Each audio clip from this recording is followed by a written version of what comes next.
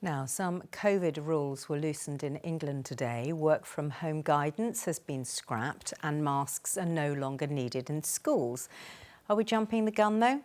You've been getting in touch on the 5 phone. We'll be getting to all that soon, and thanks for your messages so far. Keep them coming. First, though, we're going to speak to GP Dr. Natalie Rout, and we're also joined by Andrew Monk. And Andrew is the Chief Executive of a London-based investment firm. Thank you both for joining us. Natalie, first, as a doctor who's worked through the winters, worked through the pandemic, what do you think about restrictions easing in England? I am shocked to hear that things like face masks, which are simple, effective measures at reducing spread of transmissible diseases like COVID, are being scrapped. I think it's going to increase anxiety for our most vulnerable patients who are immunocompromised, who have already been anxious due to the reduction in self-isolation rules that only happened recently. And I think it's sending out the wrong message. And that's a key point. The government has been unclear throughout this pandemic at various points. And this message of go back to work, don't wear a face mask, you can do if you might want to, is sending out a message that the pandemic is over. And it certainly isn't. Case rates are still very high. We're still having many deaths per day in relation to COVID, and there is still significant pressure on the National Health Service. By dropping all of these restrictions, we are running the risk of having rebound infections. We know that Omicron is the most transmissible variant of COVID that we've had so far. So if there's one thing I'd like to say to the public, it is please be sensible and still wear a mask, even if it isn't mandatory, because they do reduce transmission. All right, let's hear from Andrew Monk. Andrew, I know it's been a really tough time for many businesses like yourself through the pandemic. We've got the working from home guidance, which has been dropped in England today. How are you feeling about this? What are you saying to your workers?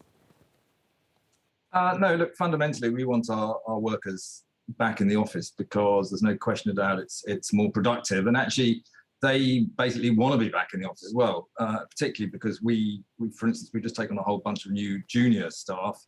And we need to train them up. It's very difficult to train staff on Zooms and Teams. In fact, it's virtually impossible.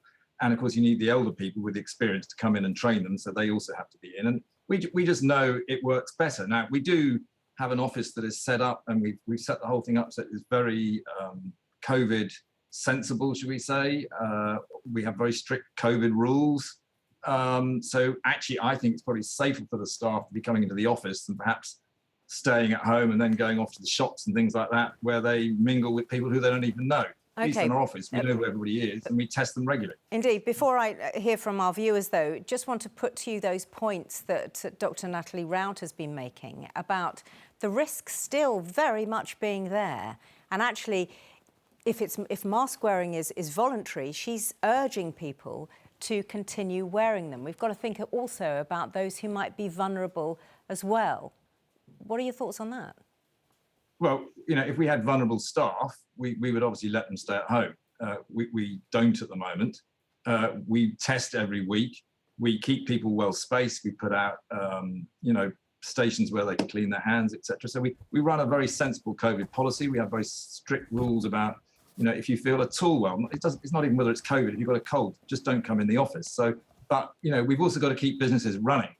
Because without businesses, we don't have an economy. Without an economy, we don't have an NHS. So it's a balance, isn't it? And for our particular industry, and obviously every industry is different, I do accept that, but in our particular industry, it functions and works much better when you're in the office. All right, financial services, just to remind our viewers, that's what Andrew works in. CL, we've been getting messages. What have our viewers been saying? Yeah, we have. I have to say, a bit of a mixed bag in terms of for and against these COVID restrictions being lifted, largely. However, it looks like those against that move is slightly edgy. From Stanford says the easing of restrictions is mad. He's throwing the vulnerable under the bus. Nicola from County Durham says definitely a good thing. We need to get back to living our lives like before.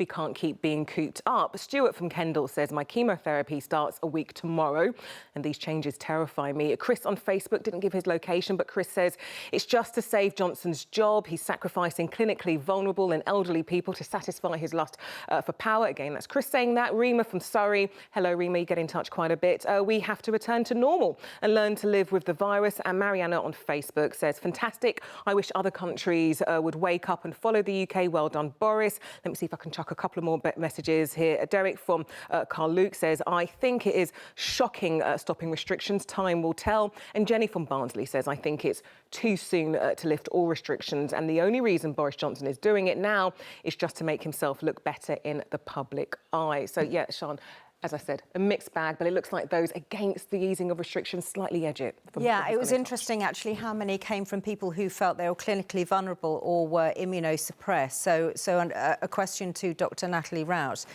How can they protect themselves?